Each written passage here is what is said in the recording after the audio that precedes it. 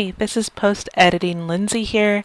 I just want to quickly preface that the first 2 to 3 minutes of our Zoom footage got corrupted, unfortunately, and I deeply apologize, so you'll have to watch the intro with a still shot of me.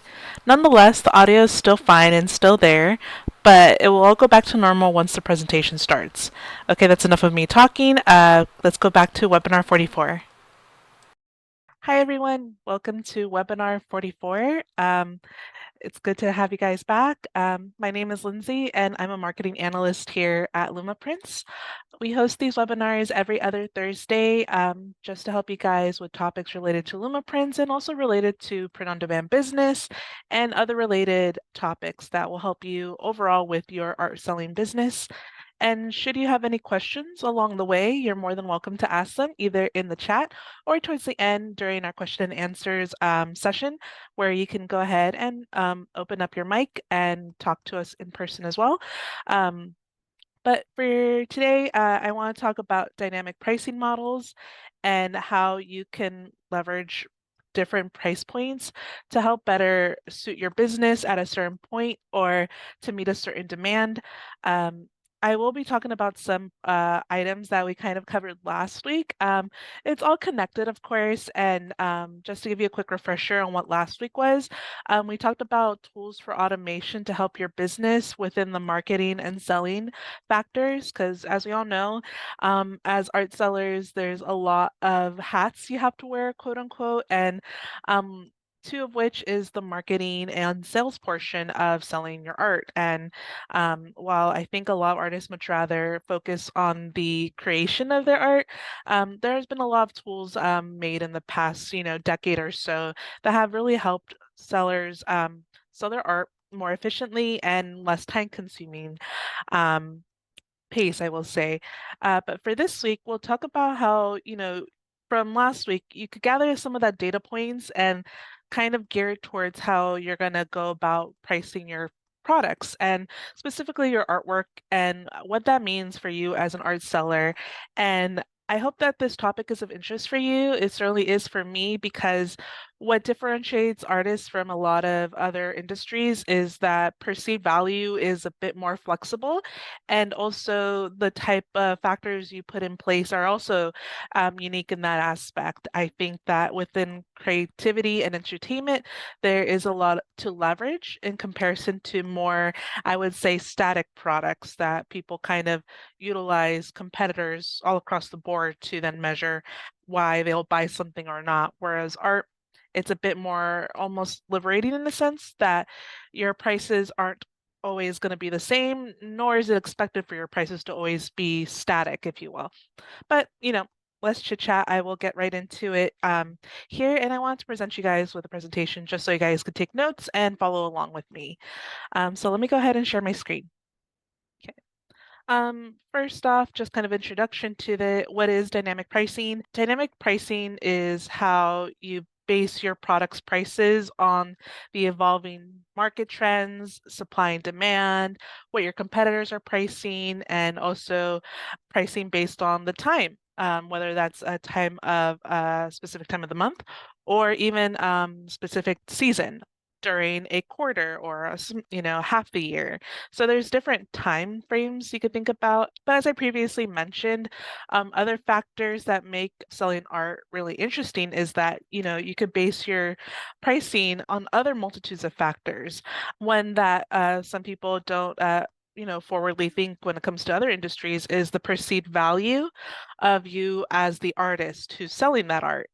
And I would say that as you yourself grow in selling in art galleries, working with different businesses, and understanding the worth of yourself as an artist, in turn, your art also could fluctuate in those price points. And I think you don't necessarily have to adhere to conventional pricing standards that other industries sometimes have to.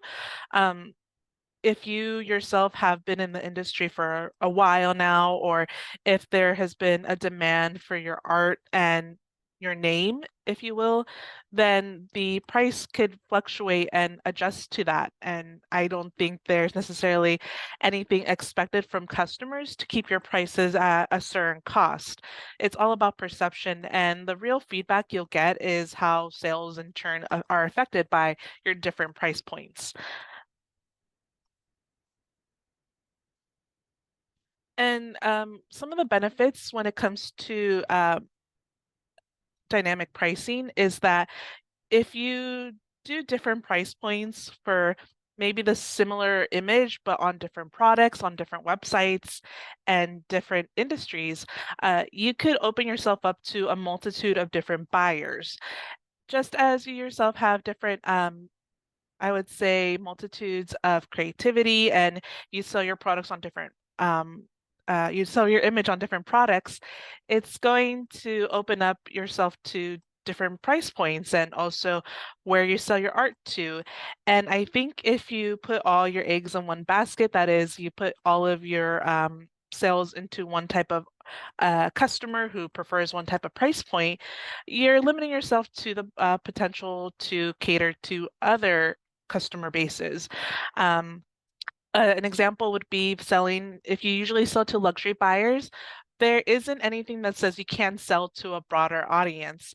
Some folks might say that, well, it lowers or diminishes the value of my art if I sell it to a lower price point. And that's not always necessarily the case.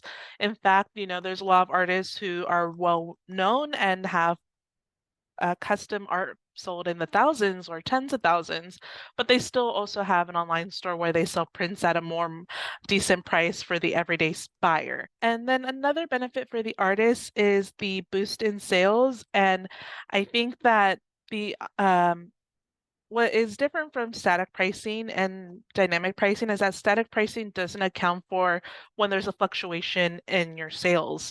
Whereas dynamic pricing, you are a bit more cognizant of those fluctuations and you're responding to those by adjusting price points. And I think it's very sensitive, if you will. However, if you could gauge your customer and on that specific website or on that specific market, you can leverage these types of changes in prices to account for the demand at that point in time. Um, Something you can consider is, selling custom art or limited editions during a high peak demand point of time, say the holidays, and sell it for a really higher price point. Noting its, I would say, exclusivity or its limited edition factor, and people will be more inclined to buy at that higher price point. If you do, for example, custom portraits, that's another thing to do because you can only churn out so many custom portraits at once. So if you show during a very high demand point in time, that offering at a higher price, people are more willing to purchase it. And especially if there's some exclusivity behind it. Say you only allow, I would say, 10 or 15 slots.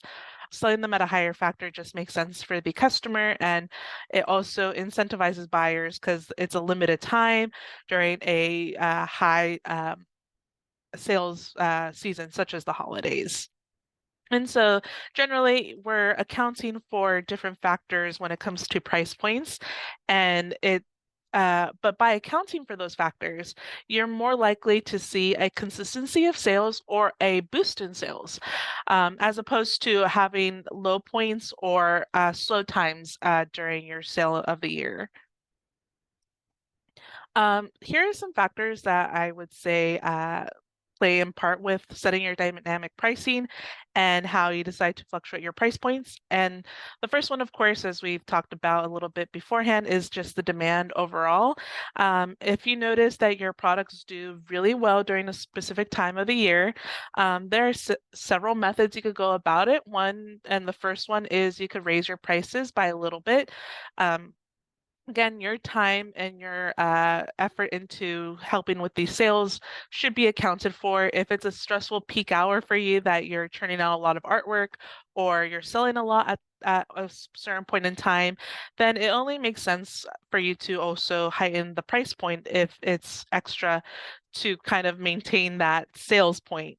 And in turn, you could additionally upsell products during this time where there's a high demand. By that, I mean really pushing the products that cost more and have what is perceived higher value. So if you generally sell fine art paper prints with Lumaprints and they're doing relatively well, I would, say that there could be points where you could definitely advertise the framed option or possibly canvas option or metal option, depending on what type of art you sell, of course. But ultimately, you want to utilize these high demand points during a specific time of the season or the year and figure out how you can up your sales during those times, either by raising the prices, upselling, or a combination of several things. Um, Product cost is another reason why you're going to have different price points. And with this one, I feel like there's a bit more nuance than perceived because, of course, as a product becomes more expensive to create and to sell, it's going to be higher in price point, of course. But something to consider is that, the same equation applied to your fine art paper print might not be the same that will be applied to your canvas print. By that, I mean, if you could gauge your customer and gauge what has been doing well in your store, you can see if you could make your frame fine art paper print higher in cost in comparison to, say, your fine art paper print that's not framed and either keep that at a low price or have that at a higher price. If you notice your bestseller is paper prints with no frame and it's the most economical product that you sell, consider upping the price a little bit and see if your customer doesn't mind that, engaging that kind of price point. And if you notice that people aren't biting towards the framed paper prints or the canvas products, consider lowering the price. Always make sure you have a profit at the end of the day. But then, maybe with your paper print, you might have a larger profit margin in comparison to its cost of production. Another thing to consider when setting your price point is just the market trends you tend to notice. You could always see what's working in your store, what's not, and that's one way to analyze how you want to go about pricing. But another way you can analyze how you want to set your prices is noticing kind of your competitors and the trends that are around you. Um, if you notice that type of imagery is boding really well and you yourself sell that, consider selling that product at a higher price with maybe different options for customization and also coupling it with marketing efforts. So, say you do botanicals and a specific type of imagery for botanicals is doing really well. I say botanicals because right now botanicals are in trend, but that's just one example to kind of showcase then how can you up that type of imagery, make it unique, one, two, and how can you market it to the customers who are looking for that imagery and have it at a higher price point? Not only are you then seeing, okay, well, I know what's doing well, but how can I also take advantage of that point in time where it's doing really well and people are willing to pay a little bit extra for something that they really want? Um, at a certain point, the botanical may die down, may not, but at the very least, you're capturing that, I would say, trend and that FOMO of people wanting to buy something that is in trend and current at the moment. Another product is, or another factor for setting your prices is customer segments. As I said at the beginning, you don't want to limit yourself to just one type of customer. You want to be able to look at different customers and customer segments and see how you can cater to them and their spending habits. And I say that from talking to different customers over the years, I've noticed that a lot of them don't sell on just one platform, rather, they sell on different platforms and depending on what type of art they sell, it varies very greatly because sometimes they'll sell artwork that is, either the original or a limited edition, and they'll sell those in the hundreds or thousands. And then in turn, they'll also lend their imagery to publishers where they'll make a couple dollars per sale. Or another thing is they'll sell it on other platforms where the products are really low priced, but they know that they get a high volume of sales from those areas. So by being able to go to different segments, one, you could kind of gauge where your customers are And two, you could also open up yourself to understanding what works and what doesn't work for your store and also for your imagery and the art that you sell. And I would say, with talking to these customers who do sell on multiple platforms, they tend to stick around two or three type of segments and also platforms because they acknowledge that their art doesn't just cater to one type of demographic or one type of economic class, but it caters to different types of economical classes and demographics. And they want to make sure that those sales are consistent. And ultimately, it leads to them also gaining higher popularity, higher success, and better rapport with their customers because they're not borrowing a customer demographic, if you will, because their prices are too high, but nor are they diminishing their art for the potential value it has by selling it at a high price point. And, kind of as a side note, if you ever feel like your prices are too high for, your average customer to pay for it all at once, something I've noticed is that customers will, our customers at least, when they're selling their art, will also allow for installed payments, which means that when they make a sale, their customers have the ability to pay in, 4 payments or over the course of a year. And it makes it a lot more accessible for some people who enjoy collecting art to buy art from high profile artists or artists who sell at a higher rate. Um, Again, there is a need and a want for people who sell originals, but also sell limited editions, which is a bit more, I would say, less heartache on you because that means you don't have to churn out a new art piece to make a high price point for each sale. Rather, you can limit it to, it could vary. It could be 15 limited edition pieces or 100 limited edition pieces. But at the very least, there's a sense of exclusivity and also you can sell these art pieces at a higher price point. So those work hand in hand, the exclusivity with the perceived value. And that's just one of the suggestions I would have for setting dynamic prices and diversifying your product lineup and their price points. And, when it comes to actually implementing them and looking at the data and how these work in tandem with your current prices, I would say, again, leveraging technology and automation tools is a really good way to start. If there are free programs, utilize them, free trial programs, utilize them, see if they work, and see if they work for you yourself, because not every program is going to work for everyone. Here are just some suggestions, of course. But with implementing these dynamic pricing strategies and their tools and softwares, you can see a more real time or live condition just to see what is being analyzed, what is your customer behavior, what are your competitors doing, and overall, what are some things that are affecting your price points that you might yourself might not know until a couple months in the future. But because you're working with technology and software that analyzes that immediately, you can see how that's working towards or against you. There are some dynamic pricing solutions like Wiser and Reseller Express. They allow you to automate this kind of processing or this type of way of pricing your products. And it will give suggestions during peak demand or during promotional events. If you don't know, during like times that are kind of slow, you could always have a sale, and that could help bring back sales into your store by having some discounted products. It could also be a way to grab new customers who previously wouldn't have bought from your store.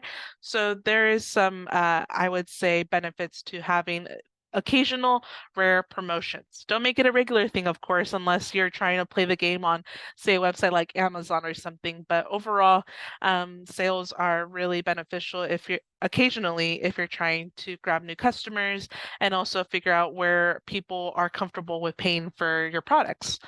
Um, there's also really good competitor analysis tools that you can use, like SEMrush and Presync, that allow you to see what your other competitors are doing and what their strategic pricing is. So you yourself can also stay on top of it. If you notice a trend amongst competitors, then how you yourself can adjust to those types of trends and see what their kind of tactics, if you will. And when it comes to market monitoring those trends and looking at your competition, there are different ways to look at them, and you could always use those programs, like I mentioned. But you yourself can also kind of look at things, engage with your eye, engage with your own analysis. But a good thing is always to track to see what's going on around you and with places where your customers are at. As I mentioned here, an example is where is your customer buying their art regularly? And you could kind of gauge this when you ask customers, like, hey, where do you usually buy your art? Or you can see if they're buying art also at galleries, if you're showing at a gallery yourself. Are they also buying from other artists there? Or are they buying from retail stores, such as their local chain store that sells artwork that's mass produced? Or are they going to, I would say, swap meets or thrift stores? People get art in the most unconventional ways sometimes, but it's good to at least understand where your customers are getting their art from, because then you can see the trends that are happening in those areas and what products people are looking towards. I would say a current trend is DIY art pieces. And you would say, well, what can I compete with when it comes to DIY art pieces? And I've seen some customers of ours be really smart with this tactic, because what they'll do is they'll do self-painting pieces where they'll create the outline of their artwork, and they'll offer directions to their customer on how to paint it. They could either supply their own painting tools in the package, or the customer of their that buys their art gets their own paint. But ultimately, they're creating quote unquote DIY kits of their art, so people could try to recreate something that they have on their store. And that's just one of the ways that some artists have adjusted to the DIY trend nowadays, especially if your art is very illustrative and there's line art in it. You could definitely make it so people could DIY their own colors and their own color schemes. It could be on canvas and it can be on fine paper print, depending on where you are. Which, by the way, if you didn't know, sometimes our canvas product, or not sometimes, but our canvas products do take to acrylic, for example. So if you ever want to sell outlines of your artwork, then you can always suggest to your customers to use acrylic to paint on top. But that's just one suggestion, and there are different ways to go about it as well. And things to consider are things like coloring books, other products such as gift giving items. And there's a multitude of different ways that you can look at trends and how you can leverage your own artwork to fit those trends. And the options are limitless. And I would say don't limit yourself to one type of a sector. There are a multitude of sectors that have potentials to gather great sales for you, and also for you to reach out to more customers than you imagined. I think that's about, oh, here you go. Sorry, last slide. So when it comes to analyzing the success of pricing dynamics, I think that you definitely want to see if these things are working well for you. And I guess from a very topical point of view, you can see if they're working or not based on whether or not you're gathering sales as much as you previously did. But if we were to put it in a more technical term, you want to see the price elasticity of demand. And by that, it's just looking on how effective your pricing is towards the demand that is on your store. So, kind of putting it in layman's terms, that as I kind of explained here, if your change in demand lowers and more than the change of your price, then you have room to up the price. In turn, if the change in quantity demand higher than the change in pricing, then you have to reevaluate how your pricing is affecting sales. That is, you want to make sure your demand is consistent. Um, and if it's not as consistent, then you probably want to see if pricing is a factor that's playing in with that shift in demand. There are other factors that could play into this, of course, such as seasonality, trends that are there. But if you notice that as a direct result of your prices, that your demand is lowering, for example, um, You kind of want to see then, is that a pain point? Is that something your customers are not privy to? Or if it's something that, you need to go back to the drawing board and see how you can keep a consistent, steady movement of as your demand goes up, so does your price, and it's not going to negatively affect it. Um, Additionally, if your customers are voting well to it, then you could keep going at it when it comes to the price points. Um, I think that for the most part, customers don't tend to outwardly negatively comment if your prices get higher as artists is. Of course, your real supporters will often applaud if you decide to raise your prices for especially custom pieces. But when it comes to prints and things of that sort, small incremental changes really don't affect the customer. Of course, always listen to customer feedback at the end of the day. But from what I've seen, with customers who decide to raise price points to fit their needs and fit their range of profit, then I've seen small incremental changes not really affect their storefronts. And I think that's about it. This was a relatively short presentation, but let me stop sharing my screen and start video. I guess the thing to take home with it is static pricing, that is pricing that doesn't really change in your store, is not going to result in you accounting for fluctuations in the demand. I would say you want to keep your demand and your pricing kind of in tandem together.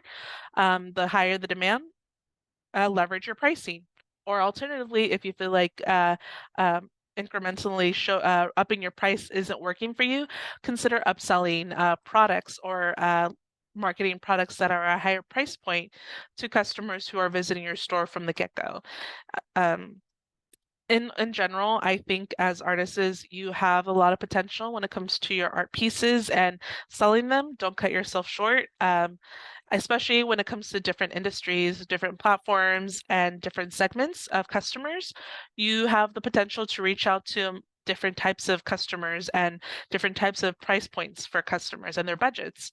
And I think by limiting yourself to only one, you're losing the potential of working with others who might pay more for your artwork or might buy more at a higher volume, but at a lower price point. So, transitioning from either space, whether you're coming from luxury and you're trying to sell to a broader audience, or if you're selling to a broader audience and you're trying to sell to a higher price point, there is no hard rule that says you can't, and it's actually recommended that you diversify your kind of overall customer demographic and considering their budgets and looking at what is seemed valuable to them. Of course, if you're not 100% sure if you want to go into the higher price points, I say start soft by introducing some more luxurious products on your store, such as framed options, and see how that bodes well with the current customers you have.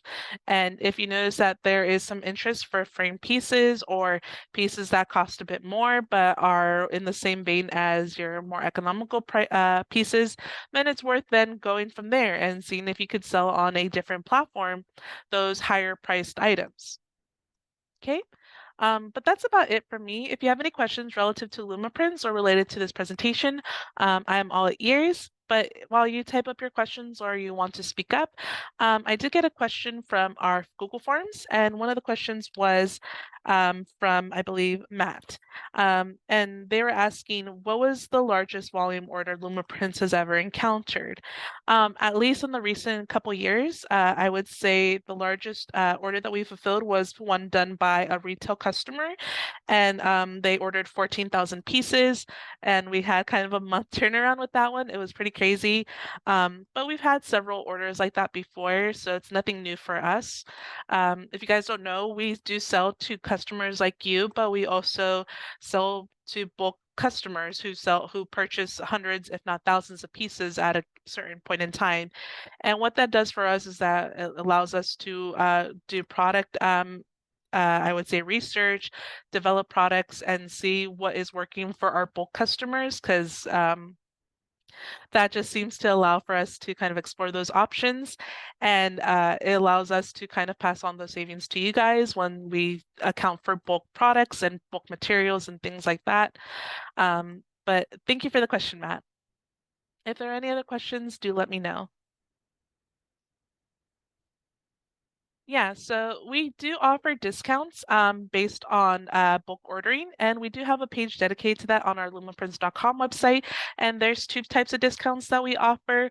We offer quantity-based discounts and also price-based discounts. So if you're buying a certain amount or buying a certain cost amount, we'll give you some savings. And I think the bar is not too high. I think if you look up yeah, as my colleague Sarah has shared onto the chat, there is a place there you could see kind of how we break down the bulk ordering discounts for you. But hopefully that answers your question, Matt. Let's see. I got a question from Aaron, and they asked, why has there been a surge in art prints? Um, I will say that, to be honest, the surge in art prints is kind of crazy.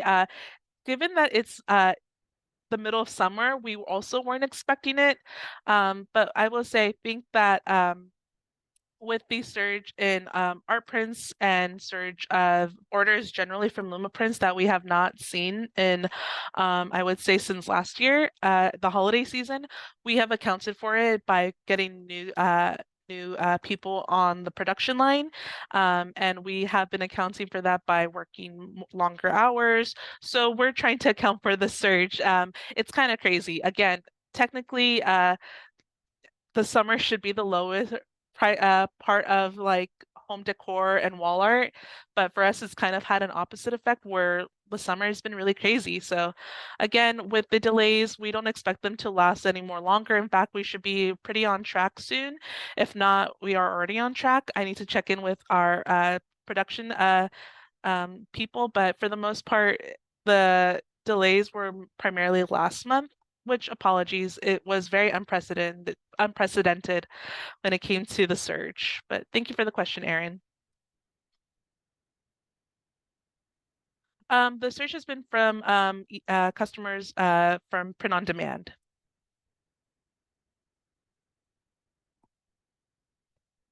And then, yeah, Harrison asked if we had mock-ups for framed fine art paper prints, and Sarah also happily shared that to you on the meeting chat. So thank you guys. Yeah, it's also very interesting for us. We're also kind of excited, but also we're also trying to rush to make sure that working on those turnaround times to be back on track because it's pretty unique for us.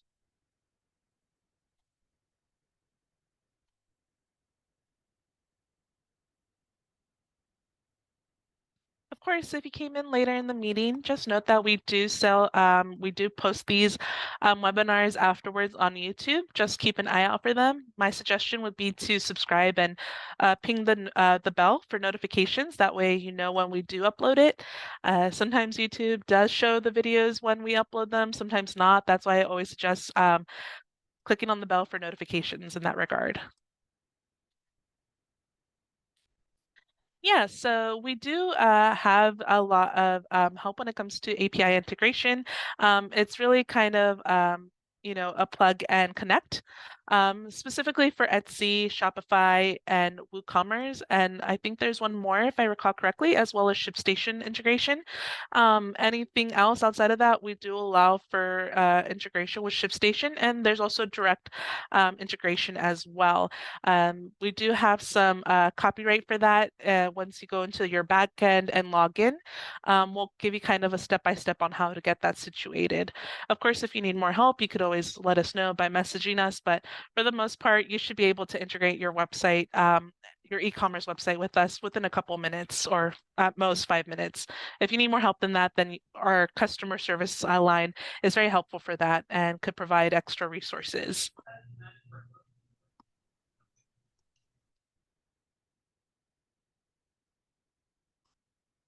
Let's see. Um, Thank you, Erin. We really appreciate that. For those who are not in the chat, Erin just said that they want to thank us for the customer service and print quality and the consistency, which again, we appreciate and we're glad that we are able to help you guys out in your business and be your printing partner. Thank you, Harrison. Wow, we really appreciate you guys, and hearing you guys enjoy our services means a lot to us, and we'll let our production team and our customer service team know. So thank you guys.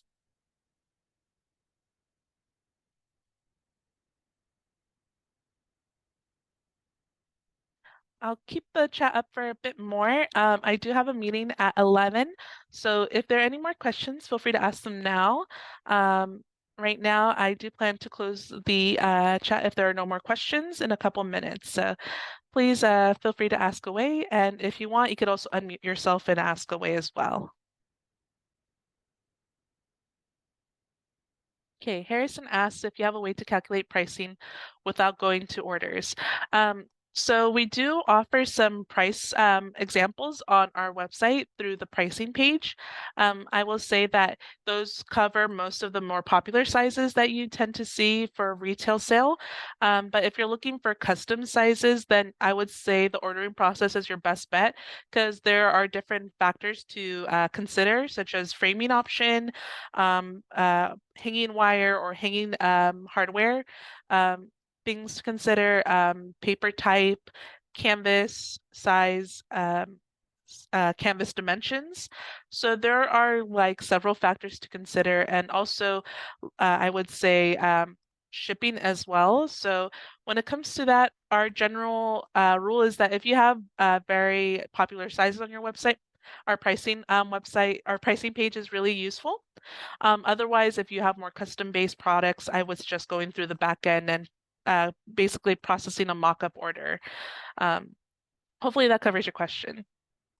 Yeah, exactly. You can use just creating a fake order, if you will, basically going through the ordering process without actually submitting the order. You can get an estimate of your product with the shipping cost as well. Um, One of the suggestions that we do for getting a general cost of shipping is using a New York address because that is kind of on the higher end of the pricing for our shipments. And then, of course, on your website, offering a flat rate or free shipping. But as long as you introduce that shipping cost into your overall product cost. So hopefully that is of insight for you. Let's see. The zip code I think I tend to use is the one in Manhattan. So let me just look that up real quick. Yeah, so the zip code I tend to use, like Sarah shared, is the 1001, or three zeros and a one. So that one is the one we tend to use ourselves to get a good price point that we tend to use to apply to the general shipping cost for something. Because, of course, depending on where you live, shipping costs could be higher, it could be lower, but we tend to use that as our medium slash higher price point for shipping costs. Yeah, so we got asked if we fulfill overseas, territory in Europe, China, Canada, etc., and are there extra fees? Generally, we do not do overseas orders very rarely, and that's just because two things. Mainly, the first reason is that customs is very complicated, and oftentimes, as a result, we get things back to us because it didn't clear through customs, because there's a lot of requirements that comes with selling things to different countries outside of the US. Additionally, we just seen that unfortunately, when it hits the waters, a lot of our products get damaged on the way. And even if we do the most intense packaging, it could still result in damages, unfortunately. And we've just noticed that if you're going to sell art to a specific country, it's worth looking into a manufacturer within that country or in that region. So while Lumaprints may be your US I would say print partner, and you have, say, a large following in a different country or a different or region, consider having another print manufacturer there. Um, I will say that if you work with other print companies that service all of the globe and all of different regions, just be careful with, I would say, the print quality and also what comes with the shipping overseas is like, because it does result in high damage and returns because of custom clearance or lack thereof. But it's worth research on your own. It's very interesting, I will say, to see what is out there. But for the most part, what I've always recommended is find print partners in those regions that are for your customers and making sure that they are shipping within the area so it's not hitting the waters at any point in time. At the moment, we do not have any suggestions for overseas fulfillment at this point in time. In the future, if we ever see that there's someone we could recommend to our customers, we'll do go ahead and do so. But at this point in time, we don't have any recommendations just because we heard a lot of mixed things from several different customers, some good, some bad, but we rather offer something to you in the future that we can definitely put our, suggestion and recommendation on. But thank you for asking nonetheless. Yeah, and good research on you. In terms of seeing how the return policies are, because yeah, some people could be a bit finicky about those. Other people have hard times with returns with other companies. So doing your research in that regard is really important because anything can happen from point A to point B. Unfortunately, once it's in the hands of the carrier, things could happen. But Lumaprints is very understanding of that, and we help with rapid fire returns in that when it comes to those. Yeah, thank you for joining us, Harrison. We're glad to see you guys join us for this webinar. And if there are no questions, I can end it here. Um, yeah, so air freight is an option. Again, on the waters, in the air, but I will say generally it gets really pricey if they really want it. If you do have a few customers who are overseas that you want to have done with Lumaprints, just for this is just like a mild suggestion, not something I highly recommend, but consider doing rolled canvas. And then having it stretched overseas, though I've only seen this a handful of times, and that's just as a result of customers really wanting their products done with Lumaprints. Um, but I will say that large stretched canvas, it becomes very difficult to move between regions. Yeah, road prints. There are a lot of companies and a lot of local artisans who do stretching for canvas. It could be even if they themselves who is purchasing the art are an artist themselves, they probably took a class on stretching canvas onto wood stretchers. So that's just one consideration you could take into mind, especially if you don't do this often. That's something to consider. Right. And if there are no other questions, we can end it right here. I will leave the chat open for a little bit longer just in case there's some extra questions afterwards. Of course, if you want to check us out next time, we do these every other Thursday. So we'll meet again, not next Thursday, but the Thursday after that. So if there are no other questions, I will see you guys next time. So have a good rest of your day. Bye.